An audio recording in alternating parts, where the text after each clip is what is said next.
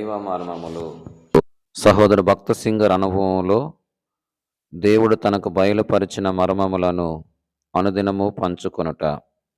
December 30. ఈరోజు వాక్య భాగము.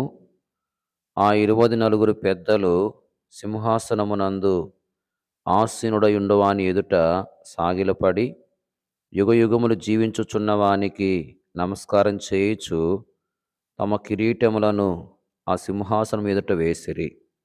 ప్రకటన గ్రంథము 4వ అధ్యాయము 10-11 వచనములు.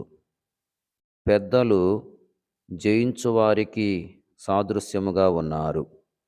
వీరు స్తుతి ఆరాధనతో నిండినవారు. జయించువారు అని చెప్పుటకు బలమైన రుజువు వారి స్తుతి ఆరాధనయే. మంచి బోధ కలిగి ఉండి ఆరాధన చేయలేకపోయినచో మనము ఆత్మీయముగా ఎదగజాలము. బైబిలు జ్ఞానం కలిగిన విద్యావంతులు ప్రార్థించుట ఎరుగుదరు గాని ఆరాధించుట ఎరుగరు. లూకాసు వార్త 7వ అధ్యాయము 38వ వచనములో ఒక పాపపు స్త్రీ ప్రభు పాదములను ముద్దు పెట్టుకొనుట చూచున్నాము.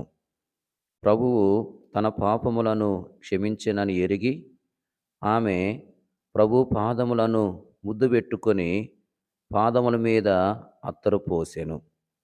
అది ఆరాధన గుర్తుగా ఉన్నది. అనుభవంతో కూడినదే ఆరాధన. రక్షణ అనుభవమును కలిగిన వారు మాత్రమే ప్రభువును ఆరాధించగలరు. Praise the lord.